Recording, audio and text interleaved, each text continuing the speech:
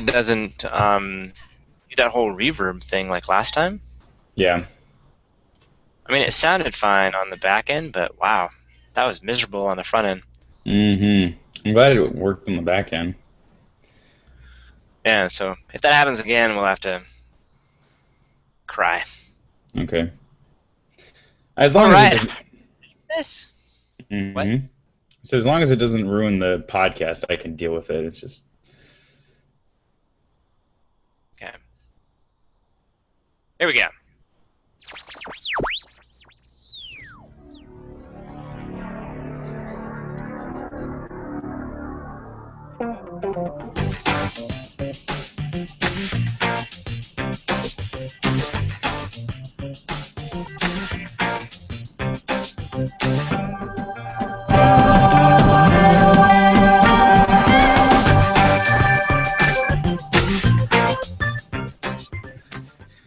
Welcome to episode 139 of the Furlo Bros Tech Podcast. Today is May the 25th, 2014. I'm Matthew Dean Furlo, and this is the simple memory of my brother James Furlo.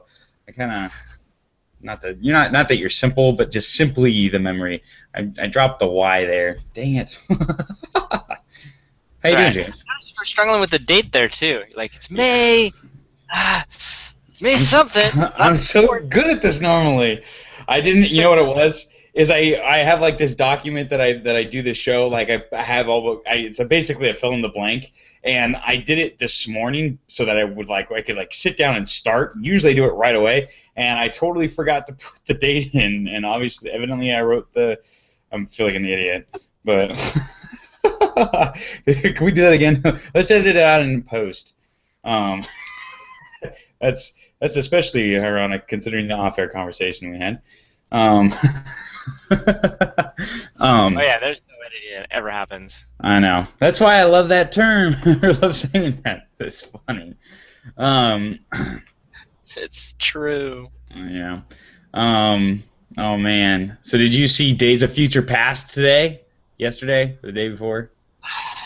No, because I was at a meat retreat for. Yeah, my life is crazy. All right, let's just put that out there. I was like triple booked this weekend. It was nuts. So I was friends from work. We're obviously, we have our meetings for those types of movies, but I couldn't go because I was leaving on a meat retreat with my high school boys, and which is fun. You just kind of go and eat meat. We go camping, and it's awesome. And so I went to go do that. But then I had to leave early on Saturday afternoon to go pick up our madre at the airport, 3.5 hours away. Oh, man. And so I did that. And then we went to church and kind of hung out, went on a walk, and I did not go today. I don't even think I'll get to go this week. Wow. I honestly don't know when I'm going to. I'll probably. I don't know. I don't want to make commitments because I don't know when I'm going to see it, but I want to because I say by all accounts it's great. So it's got that going for it. Yeah. Pretty so you awesome. haven't seen it? I actually have not seen it. I went and saw Godzilla on earlier this week, and that kind of took my scary. Yeah. As somebody who's not a 13-year-old girl, no, it wasn't. Were the lips all in? Yeah, there were very few homages to the Japanese versions of the movie. Although I did like the fact that when they were like quite a few shots of when they were destroying San Francisco, which you can tell from the trailer, so I'm not giving that away. Where there were shots where it was like, because one of the things that they did that I liked is a lot of the views were from the perspective of the people running around and being stomped on, right? So it's like, to give the scale of these giant monsters. But one of their favorite scenes in San Francisco to actually look up at the monsters was Chinatown. Well, so it's like, so it had the which is, I think that's technically, I think that's technically racist. Well, especially since come on, it's origins. It's a nod to the origin. of Japan from Chinatown. There is a Japantown in San Francisco. It's just not That as together. yeah. It's just not as Godzilla. Oh, I'm just as bad. I'm just as bad. you That's awesome. That's all right, James. That's all right. Nobody else noticed, so maybe it's just me. But Maybe. it's a good movie. I recommend it. I mean, I All actually right. don't know if you need to see it in 3D IMAX. I'm not sure if ironic. Usually that kind of a movie is the one where it's like you think, oh, you gotta see it in 3D IMAX, and I'm just not sure that much was added.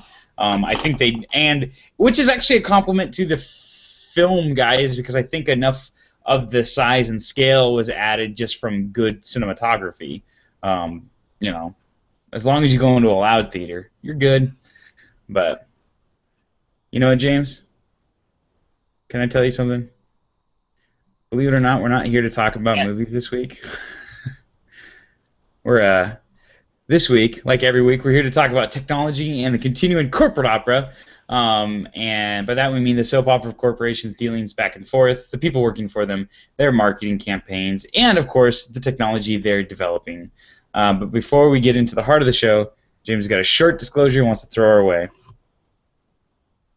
Yes, I work for Hewlett Packard. However, I do not represent HP or any of HP's opinions. Nice. All right. So if you want to follow us throughout the week, we've got all these like cool social media things that we do. As people who are invested in the technology community, we like to use those investments. But for me, I like the Twitter and I like Instagram. So if you want to see like pictures of me going to really cool concerts on a Tuesday night and hanging out in Oakland and doing that sort of a thing, perfect place to see those kind of pictures and tweets is on Instagram. I'm NextWiggin4 on the Twitter. I am at Matthew D. Furlo. And I am at James Furlo on Twitter, jamesfurlo.com on the web, James Furlo on Instagram, James Furlo on LinkedIn. You know, pretty James consistent. Furlo on his business cards. James Furlo everywhere. Yeah. Search for me. It's there. Google it. Don't you have a business card that just is like it just says it's a Google search Yeah. field and says James Furlo? Google was trying to promote. I think it was when Google Plus first came out. I feel like there was something else. Might have been like Buzz or something dumb like that. But they were trying to get people like, or maybe it was like when they had like the Google profile pages. Does that sound? That sounds like a thing, right? I can maybe. Yeah, I think they did. I think you could go to profile.google.com and yeah, you could have a profile and it was like your landing page for the internet. It was right before Google Plus. So anyways, they were attempting to promote that. So they did a promotion with, some business card people where you could order business cards and it would literally say Google with like a search engine and it said like I'm feeling lucky or something like that and it had my name in it, James Furlo. They're like, that's all you need. Just search that person's name. The very first result would be the Google profile page. For the record, Yeah. profiles.google.com redirects to your Google Plus page. Yeah. Yeah, exactly. So. Yeah. Hmm. I do all sorts of that free stuff, which is why there is a framed picture of me hanging in the Googleplex. I know. I'm kind of jealous of that. They actually like you. Awesome. Dude, did you hear what they're gonna give away for this? Is is there anything else that we have to say in the show openings? Go to furlobros.com. Yeah, but they're talking about what they're gonna be giving away at the Google I/O, which I decided to not throw my hat into my card into the hat for trying to win the lottery to go to, because I'm an idiot. Do you hear what they're like the No, what is it? the scuttlebug is that they're going to give away tablets with the technology built in from Project Tango, which are those 3D scanners that Johnny, not Johnny Ives, the 3D guy. Who's the 3D guy named Johnny? Johnny. I'm gonna. Oh man. Rico? Oh man. No, the dude who did the, the guy. he did the TED Talk with the Wii sensor bar on his I knew you were talking Johnny about it. I just don't remember his name because I didn't really know it to begin with. 3D. I don't know. Oh my goodness. Let's just call Whatever. him Johnny. So, but the whole Project Tango thing, we talked about it like 2 months ago. And it's the whole with it's like a smartphone that has like 4 cameras on it that can do like 3D sensing of the environment, and you just like wave it around and it will like build the 3D environment for you. And it's like navigatable, and so they can do all sorts of like crazy, cool. What's that stuff called when you're augmented reality stuff, and you can build you can do 3D scans just using it really quick. Yeah, I mean it's Johnny Lee. There we go. Oh man, that was tough. Johnny Lee's department at the Google X stuff. Yeah, but they're going to be given that. That's what they think. That's what the rumors are going to give away at the Google I/O. You're not nearly as excited as me. Glass, then big deal. Yeah, right. Okay. Well, okay. So we'll come back around to Google Glass, I suppose. But before that, I want to talk about WWDC. This is all rumor mill stuff, and I tend to not like to do rumor mill stuff until like right before. I try to hold it all back because There's really no other news. So let's do it. Exactly. Well, and it pretty much because everybody's keeping their powder dry for what we're going to be talking about right now.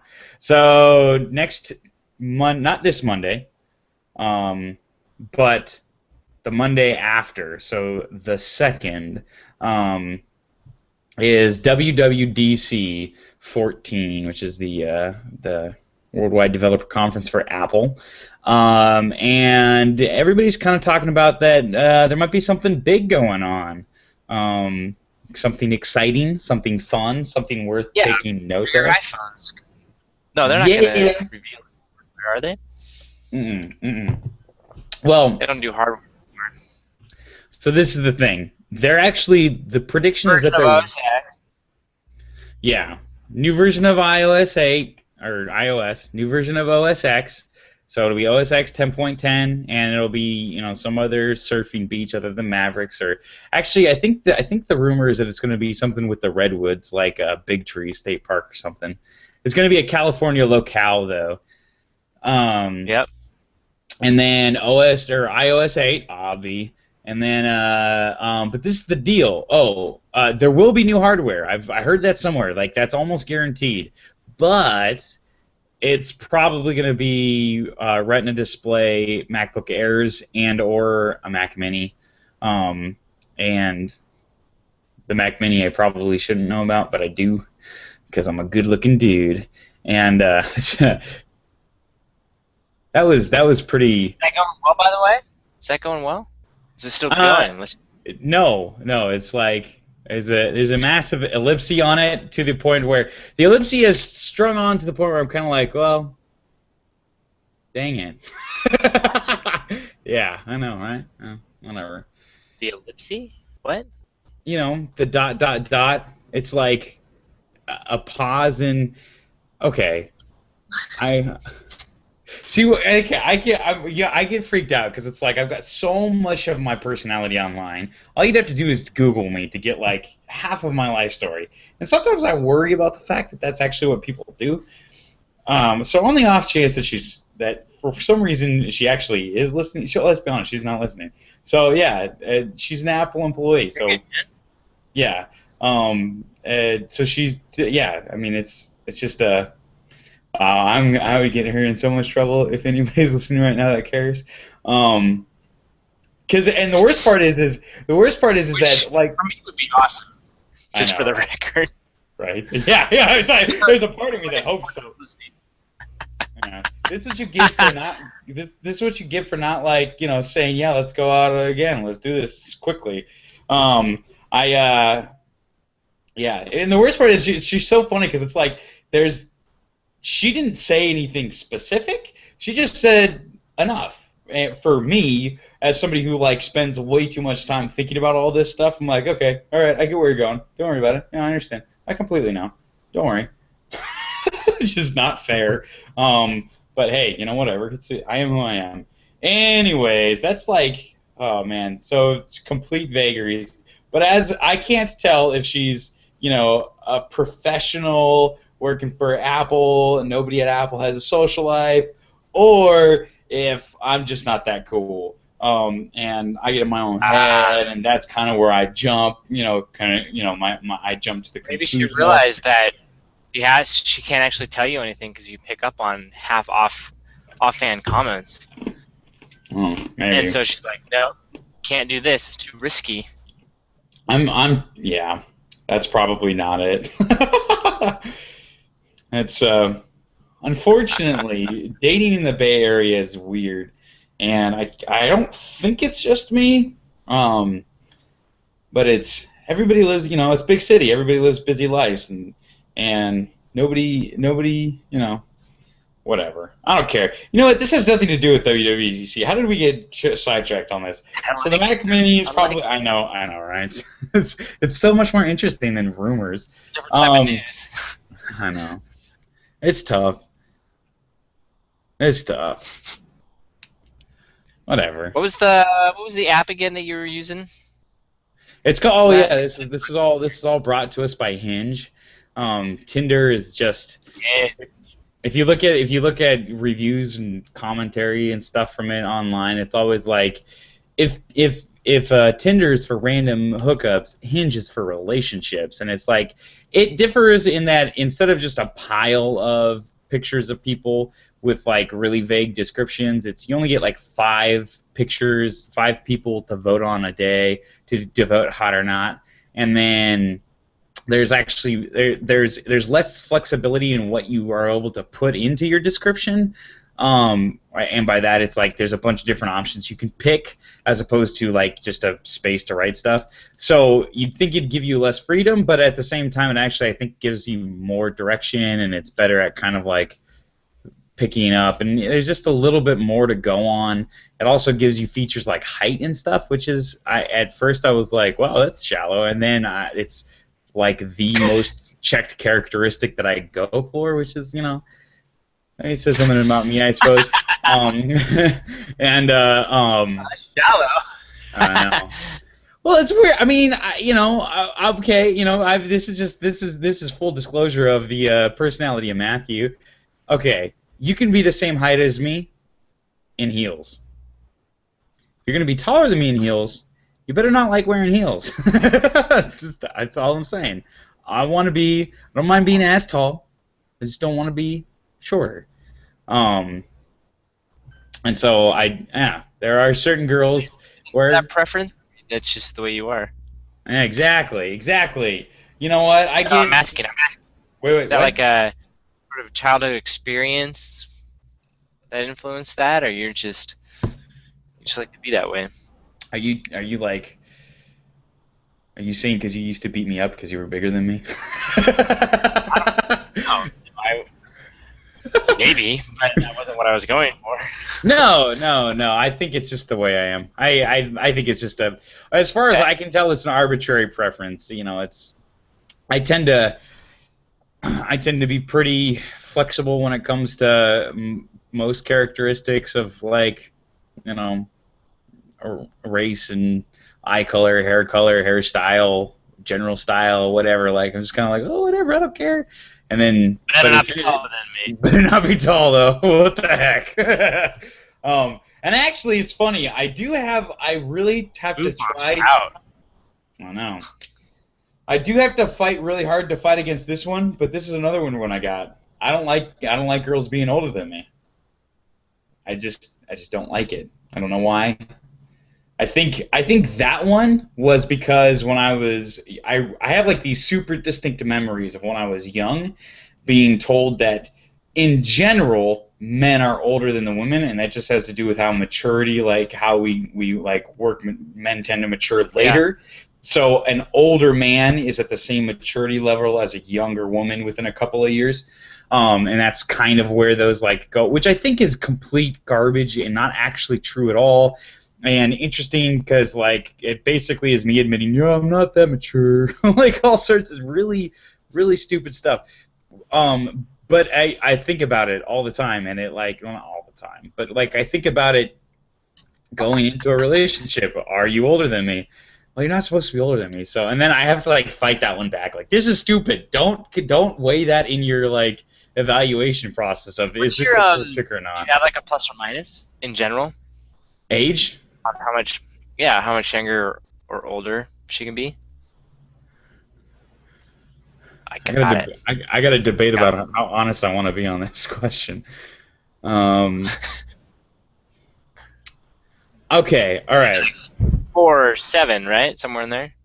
So okay, I'm gonna be totally. I'm gonna be as honest as I can. Yeah. Um, Honesty with Matthew. I love it. I, I I'm totally comfortable if she's this like up to a year doesn't really bother me. I can get over it really quickly. 2 years, she's got to be super awesome before I'm like, okay, I can deal with this. On the other direction, I'd prefer to be able to go into a bar legally with her. It's kind of the lower end, which is, you Oh, know, interesting. I got you. so So no more than, preferably no more than a year older, but you'd put up with 2 years older if she's awesome. yeah. But on the younger spectrum, I guess I'd go technically as far as 6, which I wow. realize puts her That's- 2 years younger than our sister. But hey, whatever. Well, right now it's a percentage, but eventually it won't be. Well, yeah, and I don't know. It puts you at the very tail end of college, which, let's be honest, I haven't really matured past that, so. Nah. That's true. It's easier to impress All young right. girls with a little bit of money because they don't know.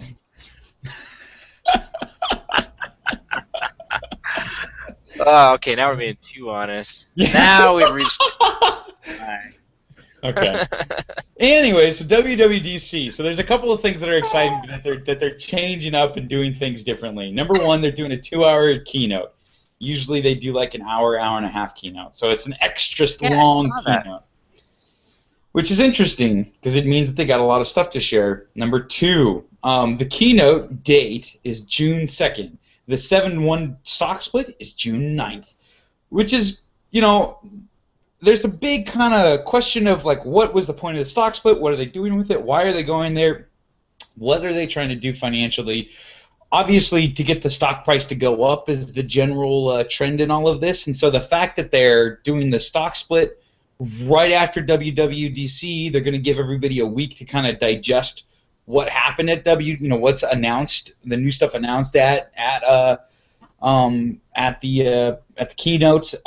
People are reading into that. Is the stock split meant to buoy disappointment, or is it meant to just build on momentum, get everybody talking about what Apple's doing right before the stock split happens?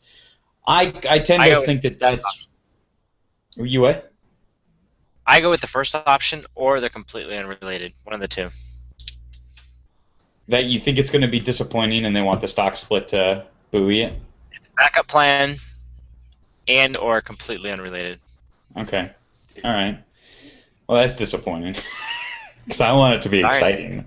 You're right. It's your job here. Okay, these are the roles we're going to play. I'm going to play the person who's building up my expectation and hopes way too high. And you're going to be the one I that's... got the water right here. Yeah, thank you. Thank you. Bringing me back to reality. Now, this one's interesting. This one's weird. Apple hasn't yet announced the content of dozens and dozens of WWDC sessions.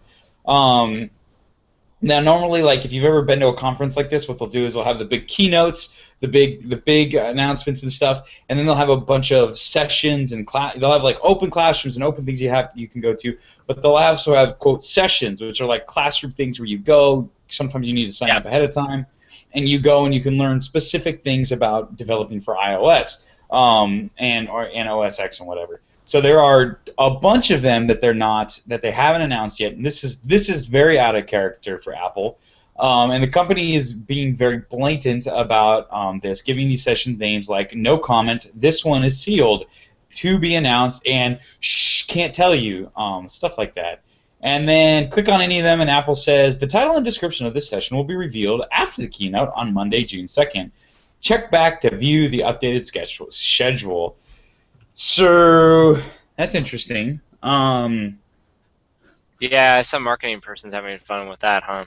Yeah, which is kind of annoying because it's entirely possible that that's all it is that it isn't anything. Apple's just, they've decided that they don't want, it's entirely possible that they literally have, what? I was trying to think. If it's something like we're adding NFC, who cares? You add a new protocol, you call a protocol, you're done. You know what I mean? From a developer standpoint, that's nothing new. The only reason why you would have a ton of classes is if something changes about the language, right? Like new hardware, it's not really going to affect it unless here I'll fan the flames for a few minutes. Unless it's new protocols and ways of interacting with a device that looks something like this. And he's holding up a watch for the viewer listening. Yeah, for you audio-only fools. That's not true. We love you. Please continue to listen. Yeah. We do call this a podcast, an audio podcast, so it's not entirely unreasonable. Yeah, you can't see that. I can see it every time the camera comes onto me. I got salad or something stuck in my teeth. It's really annoying. Anyways, you're welcome. Oh, our mom says hi, by the way. Hey, Mom. You should know that. He says hi back. All right. Don't listen to your son talk about dating really young chicks. Actually, I think she knows all of that. I didn't hear anything you just said, so that's cool. You're good. Anyways, the point being, that would actually require a whole bunch of new classes because I could, you know what I mean? It's like how to create watch apps and or interface back and forth with the watch. I could see that, but outside of that, I'm like, what are they gonna do? That would require that many, and even for different screen size, resolution, or like I said, even NFC, you could give it general of enough title that people really don't know. You know what I mean? Yeah. Or you're talking about some aspect with an emphasis on NFC, and then all of a sudden people go, oh, I get it. Whereas with a watch one, that might just be hard to how do we say this without saying it? Oh, we just won't say it. Right, and I would say this is that I think it's obviously, as you agree, some marketing person's having a blast with this. This is designed to get us to talk about it. It's designed to running up to WWDC, reinvigorate people's attention. And so it's kind of because what they're doing is obviously the big scuttlebutt that they're fighting right now is the whole Apple's not innovative at all, and we'll actually talk about this a little bit later with Google dethroning Apple as the most valuable brand, and the entire rationale behind it is that Apple's not innovative anymore. And so they're trying to get people excited, and they got to show that we're innovative. The problem they're going to run into is it's entirely possible that they've decided that in order to get people's attention, that they're going to use this trick of, guess what, we're going to unveil something really cool, and then Tim Cook's going to step up on stage and we got something really exciting to announce to you, and what that is, guys, just get super excited for this. You'll have never seen this coming. OS X 10.10. And boom! It's a palindrome. Let me say, iOS 8. Not just kidding. Yeah, right. Yeah, I was gonna say. And then but that's not all. There's more. We're also going to unveil iOS 8. And you're just and have it be, and then have them be totally normal, and it was just a marketing gimmick to get you excited and pay attention, and then they'll be like, oh, we're totally being innovative. We've got OS X 10.10 and our OS X. Yeah, we just revamped all of our software. That's incredibly. I would say that's incredibly innovative. Why are you guys complaining about innovation? Which you okay, that's valid, but please don't make it a giant deal and then just give us another operating system that everybody knew was coming with everything in it. So that's possible, and I'd hate that because seriously, I'd hate that because I still think iPhone would be the best iPhone for my particular use case, and I would still go with Apple. It would just drive me crazy, just drive me nuts, because, like, come on, give me something to get excited about. Okay, they are going to do hardware almost assuredly, Mac Mini, as we talked about earlier, and, you know, a good chance that there's going to be a Retina display MacBook Air. Like you said, though, that's not going to really affect, that's not going to be something that you need, you know, a bunch of new sessions for. And from a hardware debut. The rumor that I'm buying into is no iWatch, no like new revolutionary new hardware, along those lines. So there's Category. New category, right? And this is something for developers, which means it's software. You know, generally that's what they're announcing here. So there's three options that it could be.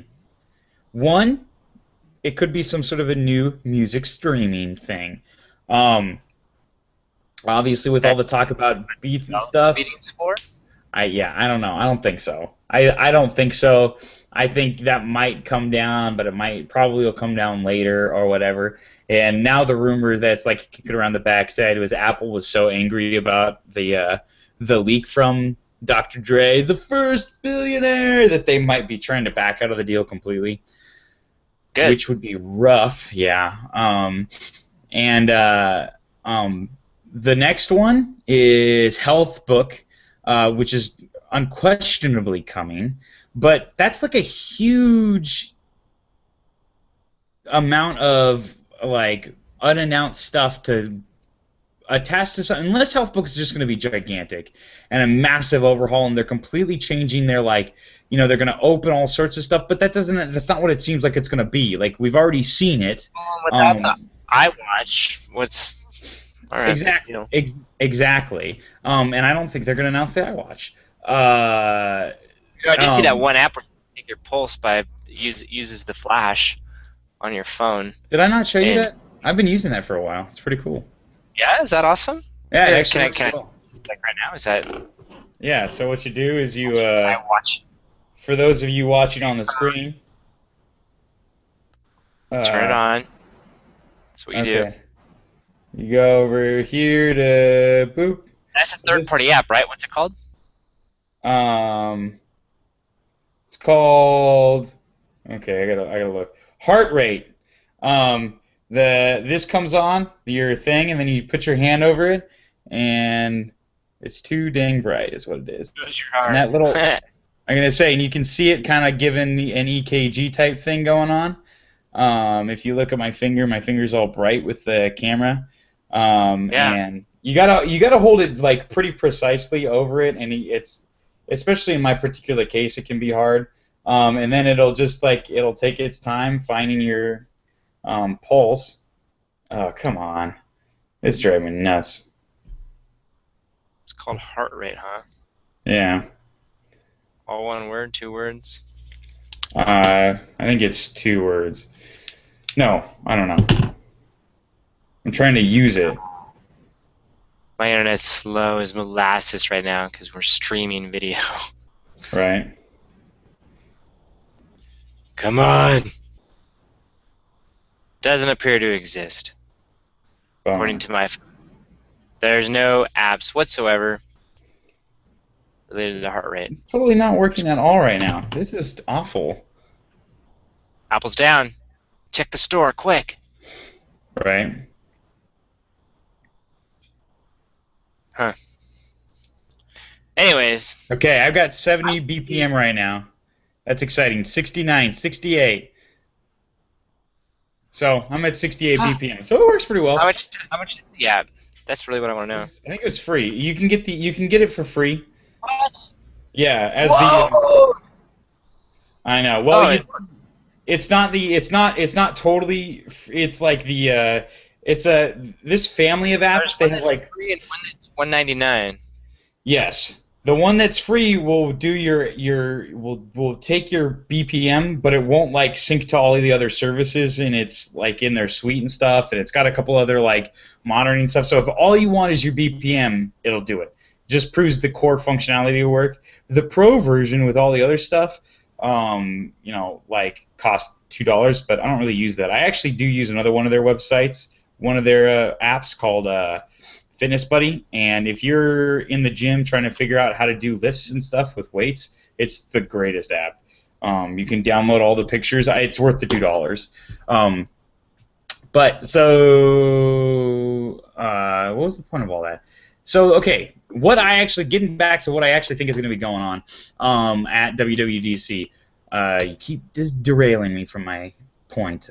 There's two options. A, it is something related to mobile payments, which would be pretty big because yeah, that'd be think, software. That's fair. Especially because I think that the direction Apple is going to go is they're going to try to become the authentication aspect of everything. You'll give them your credit card, they'll completely make it secreto and stuff, and they'll use the thumb scanner. But it's like if you want to go into Apple or if you want to go into Safeway and buy stuff from Safeway, you'll open the Safeway app, and everything will be transacted through the Safeway app. It's just that final point of the actual the payments being processed through Visa, but all that information being transmitted from your phone to their little thing with a thumbprint scanner, that is going to be APIs that Apple will handle on the back end. And so all they're going to do is this very narrow part of it, and that's going to require everybody else to build a bunch of apps to support that, and it's going to require Square and everybody else to and Visa to all work together in this giant concert, and it mitigates a lot of the liability that they would have to deal with. Potentially, it also would, not upset partners like Square and stuff. So I think that would make sense for something that would require that much work. And then the last but not least, and this is the one I'm hoping for, is an SDK for Apple TV. And that also would require that to me is the only one where I sit there and I go, they've already got the hardware. Everybody's wanted it for a really long time. It's completely appropriate for them to announce it at WWDC. And it's also one of those things where, I could see why it'd be really difficult to come up with titles that didn't give it away. And you'd keep those, under your, you'd keep those behind closed curtains until the morning of. So all that to say, I think that's what we're going to find out about on not tomorrow morning, but next Monday morning. Is they're going to make an SDK for Apple TV. Now, this is when you throw that water cup on me and tell me to calm down. That's not what it is. You're too excited. Well, actually, my thought was all of those sound viable and possible. You just kind of pick one. Yeah. They'll do one of them. They won't do. I mean, obviously they're going to do OS X 10 and they're going to do iOS 8. Duh, those are given. They'll probably reveal something of hardware nature. Duh. The MacBook sounds good. But in terms of the other stuff and the reason for the secret classes, it's not a combination of those. It's not. Oh, it's HealthBook and Apple TV and something else. Payments, yeah. It's not going to be that. It's pick one. I think it's Apple. I think it's Apple TV. I think they're going to open the SDK for Apple TV. Which you would love because you own one. Yeah. Well, unless they say, and all you have to do in order to. You what? I would have to own a television, but then I would. Right. I say I'd be stuck with iPhone forever. I would never switch over to Android. If I had an Apple TV and a Mac, I'd be in. Dude, I sit here with my Mac Mini, with my Apple TV sitting on top of my Mac Mini, and my iPhone sitting on top of that stack, and realize, I'm too far. I've gone too far. I am in the black hole. Like, what am I supposed to do? Which is fine. It's fine. I'm totally okay with this. I don't mind. But yeah, so I'm excited. I'm looking forward to it. I look forward to it even if it's just new operating systems. But yeah, I agree. Cool. Yeah. So there was a survey that was done this week.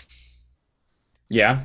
The people doing the survey was the American Consumer Satisfaction Index report. That's not who did the survey. That's the report, apparently. All right. Um, I don't know who did the survey.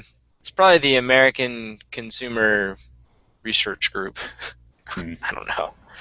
Anyways, they made an index of satisfaction, 100 being awesome, 0 less awesome. The And opposite of awesome. yeah, yeah. So the news, though, the news was that internet service providers, ISPs, came in last at 63 out of 100. Wow. That's not Gasoline shocking.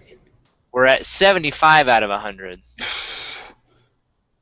They got their Okay? butt handed to them by the gasoline. Wow. Airlines were 69 out of 100.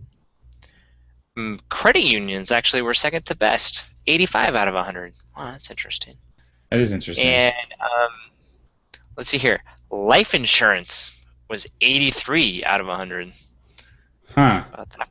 Number one, by the way, was televisions and video players. Were 85 out of a hundo. And yeah, let's see. Any other surprising ones in here? Nah.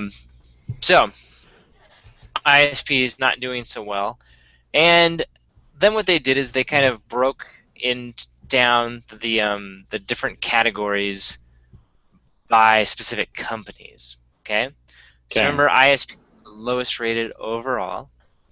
The worst ISP at 54 was Time Warner Cable. Wow. Big shocker there. Second worst ISP at 57, Comcast. Hmm. So, Well what happens when done. you combine two unhealthy companies? Do you get a healthy one? You know, if you add them together, you're slightly over 100%. It's So, true. there's that. They do have that going for them. You know what you get? You know what you get when you combine those two companies, James? You get one of the biggest legalized monopolies in America, and that I'm sure has something to do with their particular rating. Yeah, so here's interesting, and what kind of caught my eye too was I was in a meeting Wednesday morning. I was, and in the meetings they have these little dots. They're green, yellow, red that tell you how strong your internet, how strong your connection is. And there's these virtual classroom or virtual rooms where you can share your desktop or whatever, Yeah. so that people can see on your screen. And mine was just like red, red, red.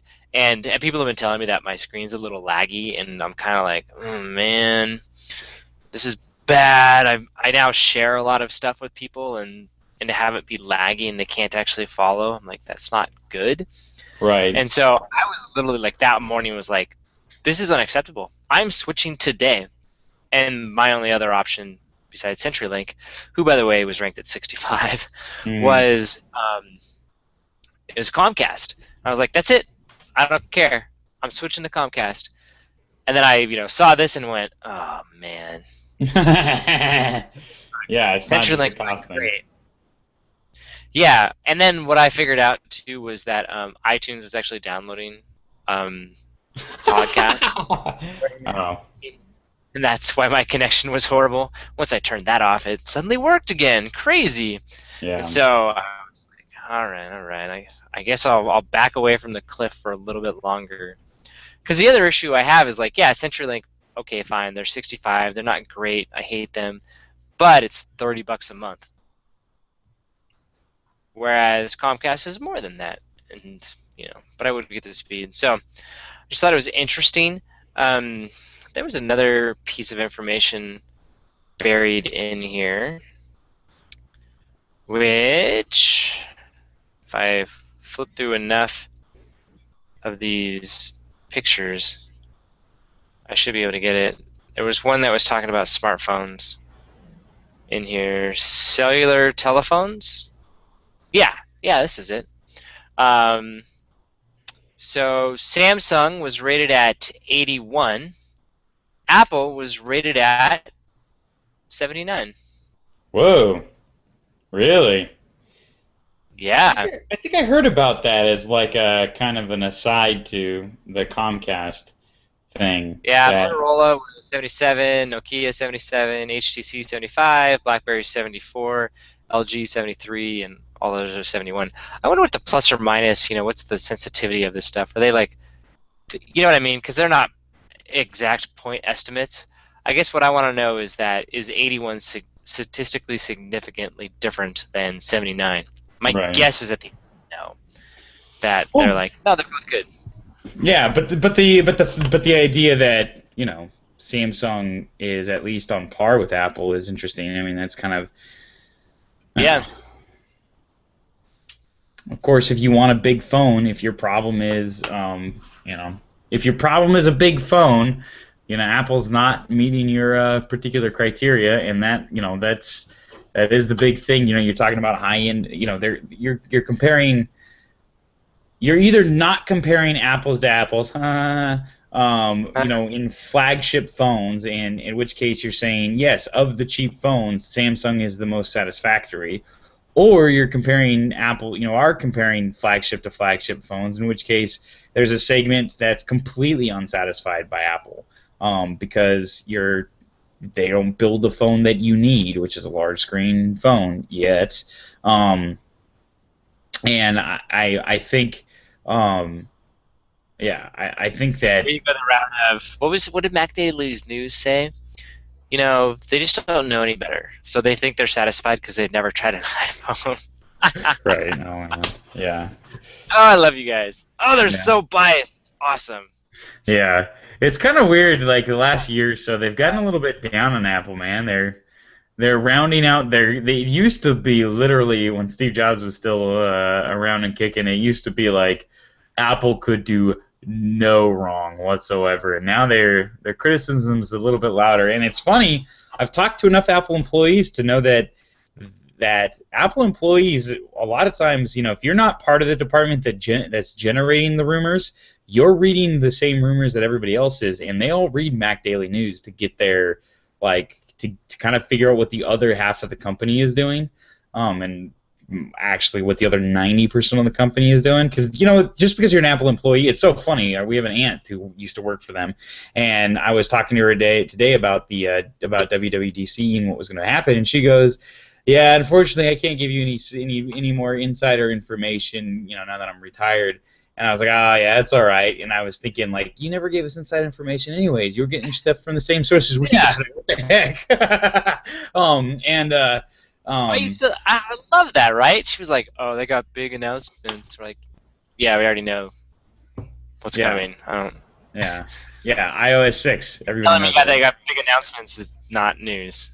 Right, Now, telling me what exactly. those announcements are, Yeah, okay, yeah. That's different. And yeah,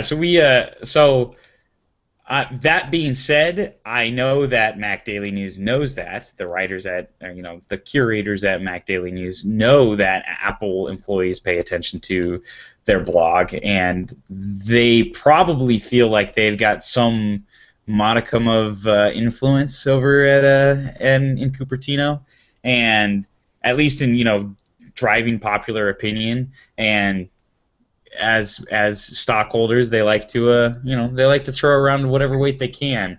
And I think sometimes it's like, come on, guys, you're not that important. I get that you think you're important, but let's be real here. Like, y'all are just a blog. You make a good living.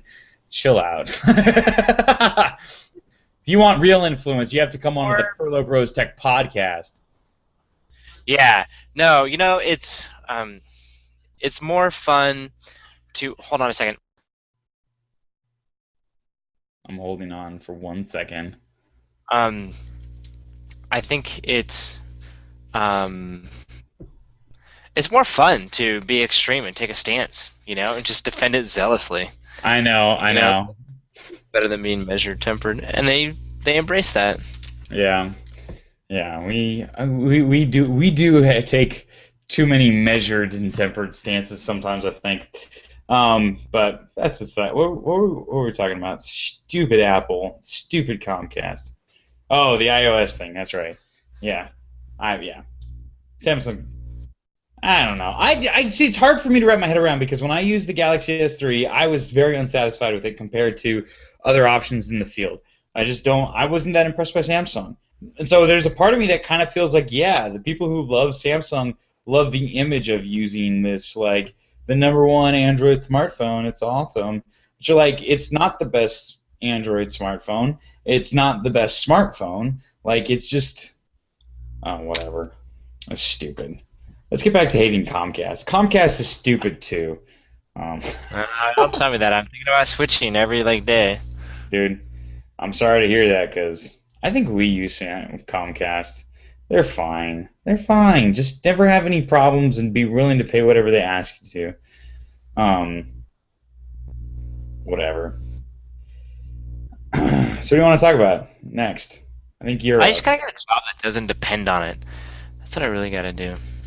a job that doesn't depend on the internet. It sounds like a boring job. No, on having a high quality, high bandwidth type of internet. I mean, That for sounds this like a stuff, boring job too. what I normally do is fine, but to be like screen sharing. Oh, that's the other thing is HP is getting rid of all their telephones and switching to 100% voice over IP conference calls. Oh, And so interesting. it's like, and so when it was like just screen sharing, I could do it. Mm, Now that we're combining the two and they're talking about switching over to also video conferencing, I'm like, yeah, this isn't gonna work. no, no, no. That's Yeah. rough, man. So that's what I'm struggling with. But Sounds like whatever. Whatever. everybody's getting that way. Verizon just announced that they're going to move over to doing like all of their high-end call stuff is all going to be VoIP. Same with T-Mobile. They're getting ready to catch up with uh, Metro PCS. The Metro PCS most of their calls are handled over voice over internet protocol as well. But makes Yeah, this sense. is all over off Microsoft Link. That's how everything's run in HP. I bet it is. Microsoft. Psh. What are they The doing? partners who are killing us. Mm. What are they doing? That's a great question, Matthew. What has Microsoft done for us lately? So Apple obviously there's a rumor of what they're going to be doing, but what is Microsoft actually doing? They're announcing new computers that nobody's going to buy. This week, Microsoft unveiled the Surface Pro 3. It's the third iteration of the Surface. And instead of going smaller, like everybody else is going with their miniature tablet PCs, Microsoft said, you know what? I think that's wrong. We're going to go bigger. They're going to think different, and yeah, came out with the Surface Pro 3. It's a 12-inch tablet PC. It's got a case that you can. It's kind of like it's higher end. It's more expensive than the previous iterations of the device. The low end one cost $799, which is considerably more expensive. It's got a better kickstand. Is one of the big things that they're talking about. And for its laughability, which like HP rolled that out for one of their AIO computers, and we're like, no one else in the industry is doing this. It's amazing. Well, can't say that anymore. So there's that. Yeah. Too bad. So they were like, hey, we did it. It's amazing, and no one can copy it. I'm like, well, totally not true. Right. So this thing's coming in at under 2 pounds. It's got the $799 version's got a 64 gigabytes of storage, Intel Core i3 processor, 4 gigabytes of RAM, and then it climbs all the way to $1,900, $1,949 for the top model. It is a lot. For 512 gigabytes of storage, which is a lot of storage. The Intel Core i7 processor, 8 gigs of RAM. That's actually a beast of a computer. That is a beast of a computer. In their defense, I mean that's like laptop. Yeah, that is nothing to scoff at. And Um, it's yeah, it's designed to completely replace your laptop, and the really cheap one, I'm not sure it could. Yeah. Yeah, but I mean, it's an interesting strategy, right? Because what they want is they're talking about this like this. It's funny they've coined this term, the lappability, I threw around earlier, and this whole idea that like it's something that you can use in your lap. It's got that like keyboard cover thing that they really pumped up with the last Yeah. iterations of their thing, and same thing going on there. It's got like a better kickstand that people are talking about. It's got a great stylus, is what everybody's talking about. So I don't know. HP calls them convertibles, but whatever. Is that what? Yeah.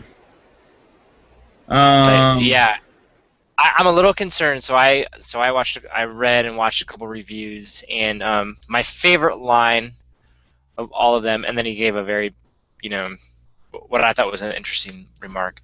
Is he goes, look, if you love Windows 8, you'll love the Surface Pro 3 because it's probably one of the best devices for using Windows 8. It's like the problem is it's a pretty big if. Yeah. And it's like, so he's like, so if you don't love Windows 8, yeah, this will do nothing for you. You're not interested. You shouldn't be. He said like the touch cover, which is an extra $130 to those prices that you were quoting, he's like, is a must. You have to get it.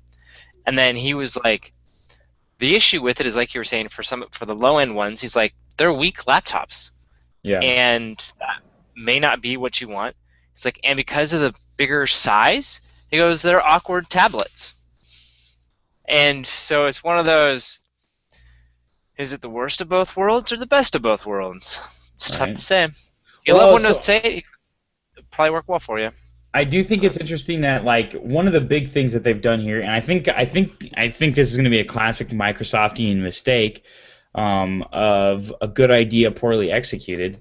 But they're trying. What this really is it is not designed to be a competitor with the iPad, because it would fail. It would just completely fail as a competitor. What the big advantage that it has over the iPad is that it's a bigger screen, which is not something that anybody's clamoring for. Everybody keeps clamoring for the smaller screen. They want the iPad mini, not the iPad, and definitely not the iPad XL. Maybe there is some pent-up demand that Apple will find a reason to serve that market by making a 12-inch iPad, but I don't know anybody that wants a bigger one. And one of the big and because I don't want one. iPad mini is about as big as I would go. And so Microsoft, recognizing that, has really posed this. They're posing this thing as not a competitor to the iPad, but rather to the MacBook Air. And it's funny when they talk about weights and stuff and competing. It's like they compared it directly to the weight of the MacBook Air, saying that the MacBook Air is like this like behemoth elephant compared to the Surface Pro 3, and which is an interesting strategy because they're basically saying, yeah, it's not a laptop, it's a tablet, but it's really designed to compete with these ultra portables. That's why they picked the screen size that they did.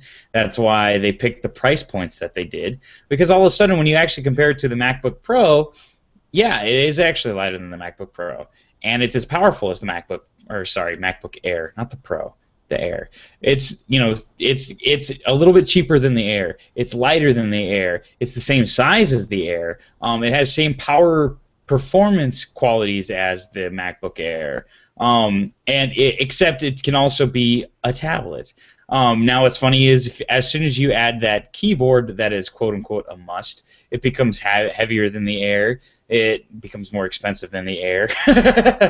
And it's still, you're still just talking about the very lowest end of the Air models, and the most expensive Surface Pro 3 is more expensive than the most expensive MacBook Air. So it's but at least it's comparable, and that's the one thing where it's like where it does come down to the question of, do you want Windows 8 or do you want OS X? If you want an ultra portable with Windows 8, MacBook Pro or the Surface Pro is a much better option for your dollars than the MacBook Air. And if you want OS X, it's no question you get the Air, not the Mac, the Surface Pro. There are too many of these devices that use Pro and Air as suffix. I'm getting them all whacked out in my head. Um, but so the question becomes, and this is the thing that I'm having a hard time really finding a fair answer from reviewers is, okay, let's say I'm open to OS X or Windows 8. Is there an unquestionable difference between the two? Is there a no duh, you go this way? Or is it or is it one of those things where it really depends on what your use case is? That there are some use cases where it just doesn't, if you want an oversized tablet, and you want a stylus, then you go with the Surface Pro. If you want a full-blown clamshell laptop, you go with the Air. I don't know. It's interesting that's like, because we think of them as tablets, but this is where I get into my classic Microsoft mistake.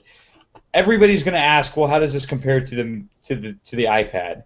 And then you're going to have somebody sit down and adequately explain to them that you can't think of this as a tablet competitor. You have to think of this as an ultra portable laptop competitor. That's what it's designed to compete against. That's why it's so expensive. That's why it's so big. That's why it needs a keyboard. And I have no idea if that's an idea that Microsoft can sell, which is unfortunate because it sounds like it's a great little or a good little device, especially if you like, Windows 8. But is that something that Microsoft can sell? No, I don't think so. But I don't know. I know I don't represent any of HP's opinions, but I'm highly biased by them. And I don't know. I look at the things. HP's PC division is actually doing pretty well, as of late. Which here, for many reasons. And so I don't know. I see Microsoft come out with this stuff, and I'm just like, yeah, it's genuinely cool. It hurts HP, which is that weird whole frenemies thing, and so I grapple with that. But then I just think about, for me and myself, it's like I still think Windows does, especially Windows 7, does a better job of handling Office than anything else. Even though I hear that Office 2013 is garbage, 2010 is awesome, and I love it, and it works the best on Windows 7. It's like the perfect combo. But I'm kind of like, man, if I didn't need that, I wouldn't have besides the fact that I work for a PC manufacturer. Right. You know what I mean? I'm just like, Apple's, it does a lot of things that I really like. I don't know. I don't know. It's not for me. I'm not even close to the target market, so I find myself having trouble judging it. Now, if you drop shipped me one and let me try one, okay, I would probably use it and enjoy it. Don't get me wrong. But I don't know. More and more, my tasks are very bivariate, where either I'm reading news, I'm consuming, communicating via email or something, or I'm doing some heavy lifting creation stuff. And so this thing in the middle, I'm like, it doesn't do me any good. Oh yeah, because it's awkward for the consuming. It's not as laid back as I want it to be. And then for the consuming, I'm not gonna do Excel on that thing. My laptop right now, which is an R&D laptop, has trouble keeping up with the stuff that I'm doing. Right. So. Right, and I mean that's the ultimate point to me. That's its biggest condemnation to me, is that I sit there and I go, I like the idea of a computer that I can sit down and a laptop I can take with me and have the big old 21-inch, 27. What are these? 27-inch monitors, and just plug them into the 27-inch monitor and kind of walk around with it all over the place. And I like that, but at the same time, it's like I haven't turned on my laptop in months and months and months because I haven't needed to. Like I don't use it for anything. Whereas like my MacBook, my Mac Mini just sits on my desk and it's perfect, and I get the big screen real estate, and I can program on it and write on it, and I can produce on it. And it's funny. I mean, like for me, like production at this point is not heavy lifting computation stuff. It's creative and it's relatively like low weight. It's things that I'm not doing heavy duty rendering and modeling on this computer. I do that at work, and it's nice to have a computer that can handle it. But it's like, you know, if I were going to be at work and this would not work at work, I need a graphics card. That's the big thing here, is that it's like I think something like the Surface Pro could actually work for me. It's way too expensive for me. I'm in this weird world of like, isn't it? Yeah. Yeah. For a laptop. Oh, yeah. I mean, I don't know. I guess MacBook Pros are this expensive, but I don't know. I don't know. Yeah. To compete against the Air, which is what, $1,000, $900. Yeah, the problem for me is that the Air would be a supplemental device as well. And that's the reason I don't own one, is because it's right in the middle. It's not right for me. I don't know. Maybe there's a market. I think there's a market for this thing. I don't. Some people are talking about how it's like one of the big criticisms here is that it's Microsoft copies Apple again by thinking different, which is this stupid. They're stretching for link bait, but. But the whole idea of it's different. Nobody else is doing something exactly like this, where it's, a direct competitor. It's a tablet that's designed to directly compete against the ultra portables. And you're like, yeah, that's actually kind of a unique strategy. And I'm not convinced that there isn't a market for it.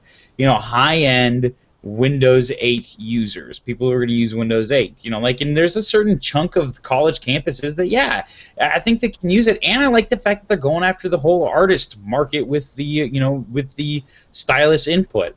I think there's a market for it. I just don't think they're good at marketing to that sort of thing.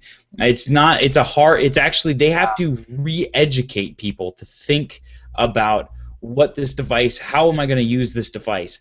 It will work as a college student who's not doing high-end computational stuff that requires a graphics card. It's a great it's a very, very good device for doing a lot of different tasks, including and when I say like high-end rendering, I mean like you're running Final Cut Pro and you're doing, or After Effects and stuff, you're doing like high-end video editing and rendering, whereas like that's a beast. That especially if you were to get something with an i7 with their new graphics cores built into it, and 8 gigs of RAM, that thing will do any audio editing that you want it to do. That'll do any photo editing that you need it to do. That'll allow you to cut video, and move and do video editing. It just won't do that last step. It won't do really high-end rendering of of 3D models and stuff. But it'll run a student build of SolidWorks or of AutoCAD Inventor. Like it'll do most of what you need it to do as a college student, or even just a young professional at home. I sit there and I go like, there's a market for it. I think there's a market for it, and as a and where you're gonna plug it into a large monitor, so you got 2 monitors. You're gonna treat it like a laptop. It's got the quote lappability thing. I think it's okay. I think it's an okay device.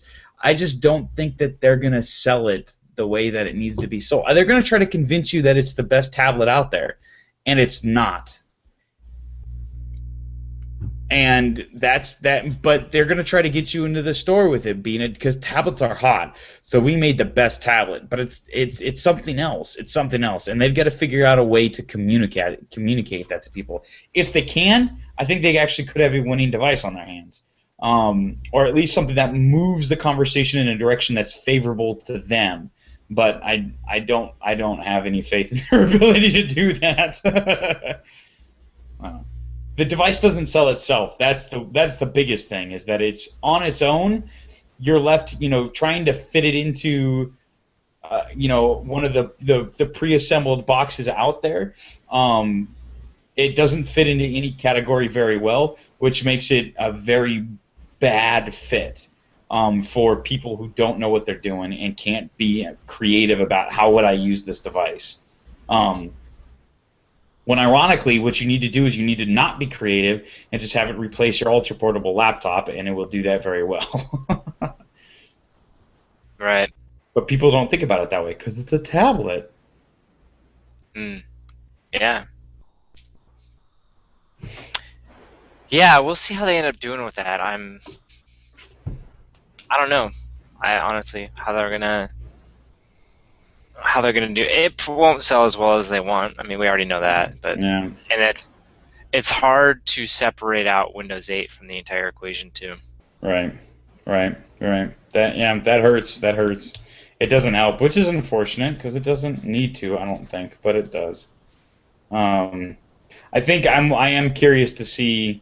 Yeah, I think it'll be very telling when we see the first commercials come out for it, because those commercials that they had with the clicking, keyboard cover were the worst commercials that I've ever seen. It doesn't teach you anything. It's complete image over any substance, and that's like the one thing that Apple does great with the commercials is it tells you what the device can do and makes you feel great about it.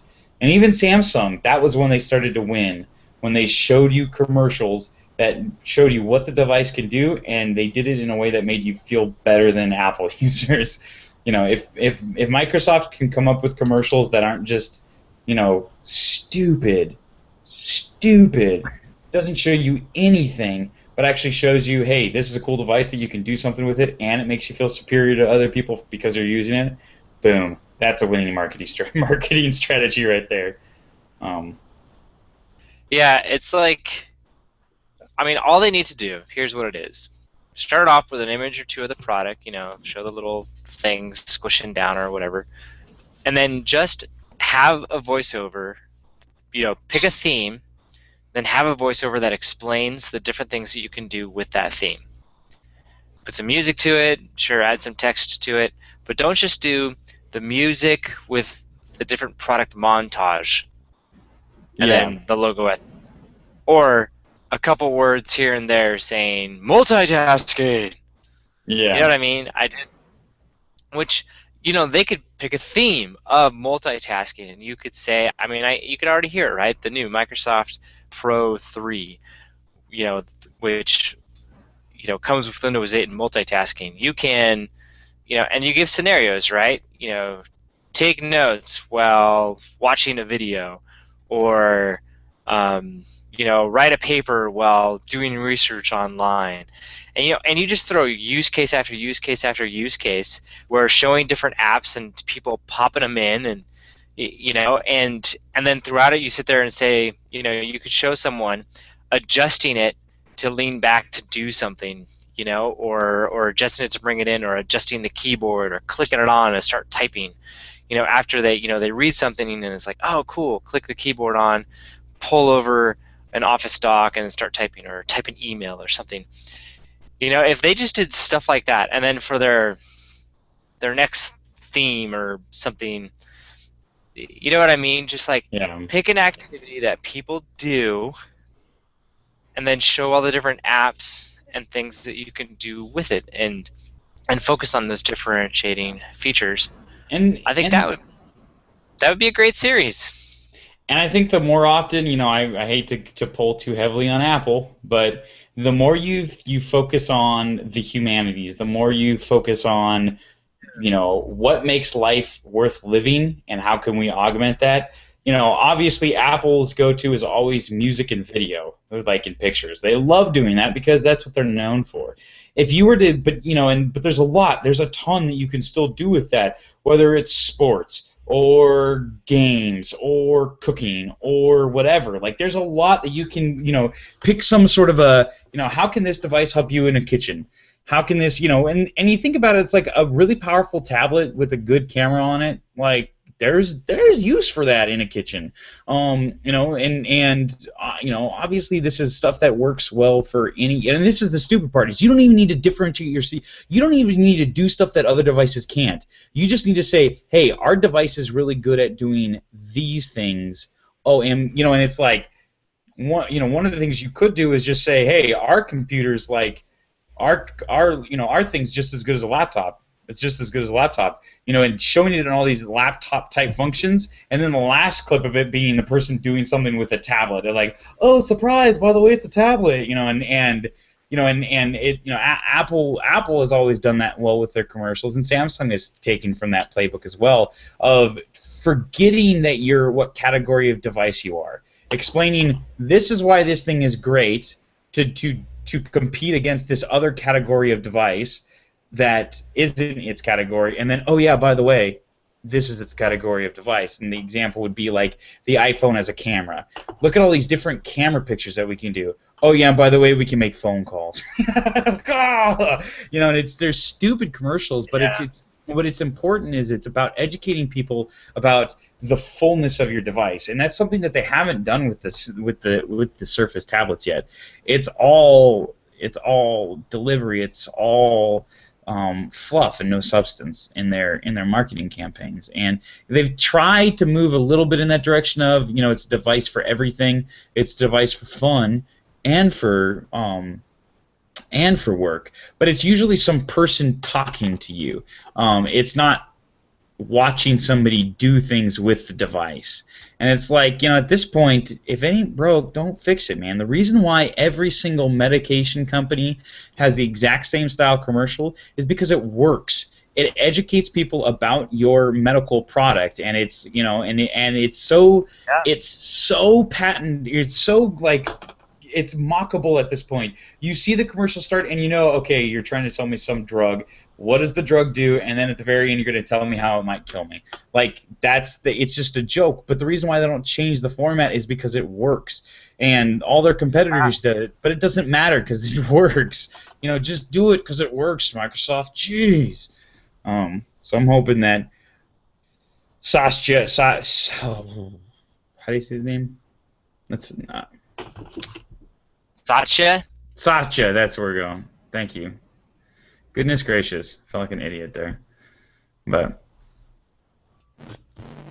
all right, let's talk about something else.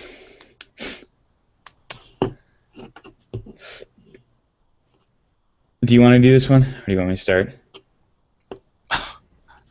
What are we going to talk about? You can start, because I actually don't know where you're headed with the first couple articles. So last week we kind of discussed the idea that Google Glass is it's not doing as well as it should be, and we brought up kind of briefly the idea that obviously their strategy has changed. They're not talking about a very cheap version of glass. They're now selling it to anybody, anytime, but it's very expensive. It kind of has an image problem. There are problems that it's running into, and I mentioned the fact that I don't think it's dead, but it's starting to float uncomfortably close to the Google drain, where things just get unceremoniously destroyed. And then everybody's like, what the heck, I invested in this. And, you know, I like to take credit for the fact that I felt like I noticed what was going on, and I said it before anybody else was saying it. But as is normal, I said it before anybody else was saying it, but that doesn't mean that it took very long for anybody else to figure it out. So, like, Monday, I said this on Sunday. On Monday, I read my first article called Glass Half Empty. On TechCrunch, and they're kind of in the same boat that we were last week. Last week, Google made Glass available for purchase to anybody who wants to pay $1,500 for it. You'd be forgiven if you didn't notice. We started out as one of Google's most hyped, or what started as one of Google's most hyped products more than 2 years ago, now finds itself on the brink of failure. And you know, uh, it's one of those things where, yeah, we talked about how big of a deal it was. Can you believe it was 2 years ago that Google Glass got announced, and at this point, um, yeah, people aren't. It's just not doing well. It's not doing well, and I think it's interesting because um,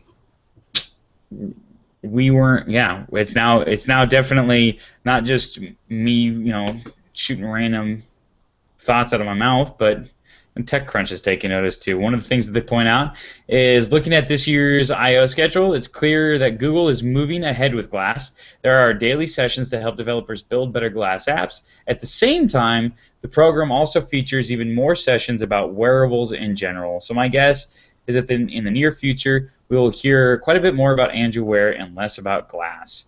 And which kind of makes sense. It's like everybody seems to be down with the whole watches thing, at least as in, their competitors and their partners. There's way less drama involved in that.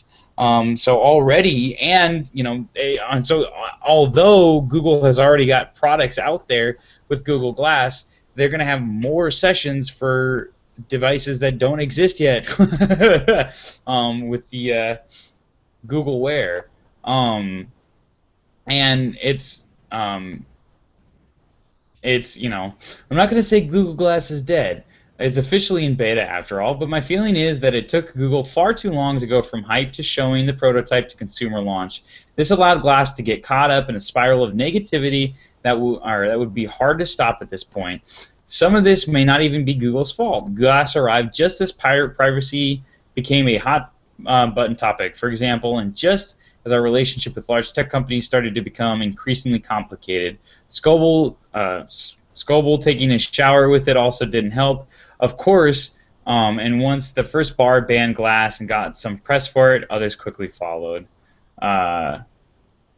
And yeah, so it's one of those things where it's like, there's rumors, there's just general discontent with this kind of privacy stuff, and kind of the view of what Glass is going on, and it's just they've got an uphill battle with it. And like I said last week, and I come back around, I don't think it's dead. The only thing that I can come around to is I also didn't think Google Reader was dead. But evidently Google disagreed. And oftentimes they've got these cool products that you sit there and you go, it's just struggling a little. It's fine. Just give it a little time, give it a little breathing room, or even if it's not growing, so what? It's still got a good, lively audience. Why would you kill it at this point? It's the sort of thing that Google is, they are wont to do. They'll just kill this sort of a project because it's not going in the right direction. So why waste resources on it? The only thing I can say is, as much as this is clearly one of their big Google X projects, it's also the Google Labs. It's also the one that was most the best poised to become an immediate consumer product. So the question is, when they finally say, hey, this isn't going to happen anymore, do they do that by just killing the project in entirety, or do they say we're kicking it back to the Google Labs and it's just going to kind of disappear into the ether, and you'll see these cooler and cooler prototypes come out, but you'll never see them in the wild as they just do computer science research, I know HP used to do research projects, and they would be pretty awesome things, and then they would kill them because they didn't take off, or people weren't comfortable with them, and their solution was to just completely stop funding the project and move on to something else. And then like 5 to 10 years later, another company would come out with it, and you'd be like, and it would take off like gangbusters. We've talked about this. And HP would be like, we totally made that, but we killed it because we were ahead of the time. And I kind of get the feeling that this could be the same case. And so my hope is that Google doesn't kill it. They might say, nope, not ready for prime time, but we're not going to slow down either. Or we might slow down, but we're not going to stop. We've got to go back to formula. And You know what I mean? I would hope that that's their response. And then 5 years from now or something like that, they come back and be like, all right, we think you guys are ready for this. We've heard your complaints. We've actually created a pretty powerful computer system now that can do some stuff other than take photos and video. It's got other valuable components to it. And they're now stylish. You know what I Yeah. mean? And let it, and maybe it's still in beta, I don't know, but really let it develop a whole lot more before taking it out there. Yeah, and there's competitors that are finding niche applications that, it's worth to keep an eye on. We talked about last week. The all-purpose device is not a great one necessarily. It might need to find its niche first. I did read a dude, Matt Lake, of Computer World. He bought a Google Glass and is sending it back, and it was interesting. The reason why I bring this up is his litany of complaints, I thought, summed up generally everything that I've heard quite well. And it's like, number one, he said there's an eye contact problem.